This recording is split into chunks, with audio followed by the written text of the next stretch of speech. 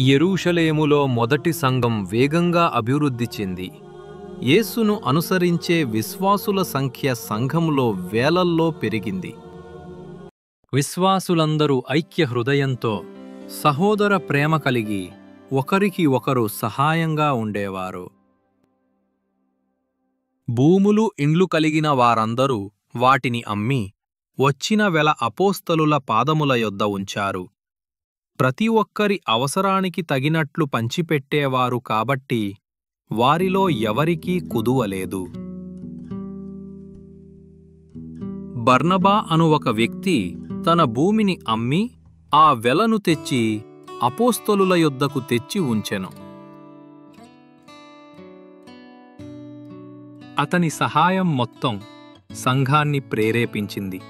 వారు అతన్ని అభినందించారు. ఆ సంఘంలో అననీయ మరియు తన భార్య సప్పీరా కూడా వారి ఆస్తి అమ్మాలని నిర్ణయించుకున్నారు. మనం కూడా భూమిని అమ్మి డబ్బును ఇద్దాము, కానీ కొంత భాగాన్ని మనము ఎవరికీ తెలియకుండా దాచుకుందాం. సరే, అలాగే చేద్దాము. పొలం అమ్మివారు మొత్తం డబ్బును ఇచ్చినట్లు కలిసి నటిస్తూ ఒక భాగాన్ని తమ కోసం దాచుకోవాలని అంగీకరించారు. ఆ తరువాత అననీయ భూమిని అమ్మిన డబ్బు తెచ్చి అపోస్తలుల పాదముల యొద్ద ఉంచాడు. అప్పుడు పేతురు పరిశుద్ధాత్మతో నిండినవాడై ఇలా అనెను, అననీయా, నీ భూమి వెలలో కొంత దాచి పరిశుద్ధాత్మను మోసగించుటకు సాతాను నీ హృదయమును ఎందుకు ప్రేరేపించెను? ఈ సంగతి నీ హృదయంలో ఎందుకు ఉద్దేశించుకొన్నావు? నీవు మనుష్యులతో కాదు, దేవునితోనే అబద్ధమాడితివి. అననీయ ఈ మాటలు వినుచునే పడి ప్రాణము విడువగా వినినవారికందరికిని మిగుల భయము కలిగెను.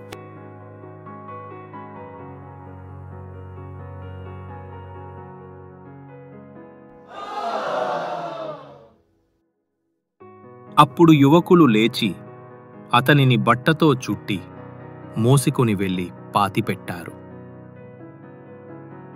దాదాపు 3 గంటల తర్వాత అతని భార్య జరిగిన విషయం తెలియక లోపలికి వచ్చింది. అప్పుడు పేతురు, మీరు ఆ భూమిని ఇంతకే అమ్మితీరా? నాతో చెప్పుమో. అవును, ఇంతకే అమ్మితిమి. ప్రభువు ఆత్మను శోధించడానికి మీరెందుకు ఒప్పుకున్నారు? నీ భర్తలు పాతిపెట్టిన వారి పాదాలు వాకిట్లోనే ఉన్నాయి. వారు నిన్ను కూడా మోసుకెళతారు. వెంటనే ఆమె అతని పాదముల యొద్ద పడి ప్రాణము విడిచెను. ఆ యువకులు లోపలికి వచ్చి ఆమె చనిపోయినది చూచి ఆమెను మోసికొనిపోయి ఆమె పెనిమిటి యొద్ద పాతిపెట్టిరి.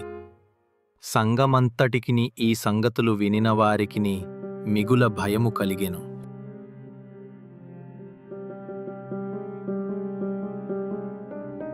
పురుషులును స్త్రీలును అనేకులు మరి ఎక్కువగా విశ్వాసులై ప్రభువు పక్షమున చేర్చబడిరి.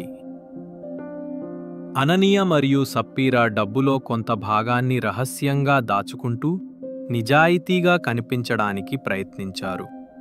వారు దేవునికే అబద్ధం చెప్పారు, కానీ దేవుడు నిజాయితీని విలువైనదిగా భావిస్తాడు. మానవులు చూడలేకపోయినా దేవుడు ప్రతి ఆలోచనను, ఉద్దేశ్యాన్ని చూస్తాడు. రహస్యంగా పాపము చేసేవారు దేవుని నుండి ఏదీ దాచలేరని గుర్తుంచుకోవాలి. దేవుడు హృదయాన్ని తెలుసుకోగలడు. వారు ఇతరుల దృష్టిలో ఆధ్యాత్మికంగా కనిపించాలని కోరుకున్నారు, కాని నిజానికి వారు వేషధారులు. మానవ ప్రశంసల ఆరాటం పాపానికి దారితీస్తుంది. మానవ ప్రశంసలను ఆశించవద్దు. పాపం తీవ్ర పరిణామాలకు దారితీస్తుంది. దేవుని మందిరంలో కపటత్వం వంటి పాపాలను ఆయన తేలికగా తీసుకోరని వారి తక్షణ మరియు తీవ్రమైన తీర్పు చూపిస్తుంది. దేవుడు తన సంఘాన్ని పవిత్రంగా ఉంచడానికి దీన్ని ఒక హెచ్చరికగా ఉపయోగించాడు. మనం పరిశుద్ధాత్మను మోసం చెయ్యలేము. పేతురు అననీయతో చెప్పినట్టు, మీరు మనుషులతో కాదు, దేవునితో అబద్ధం చెప్పారు. ఇది పరిశుద్ధాత్మ దైవత్వాన్ని, దేవుడు తన పవిత్రతను ఎంత తీవ్రంగా సమర్థిస్తాడో చూపిస్తుంది.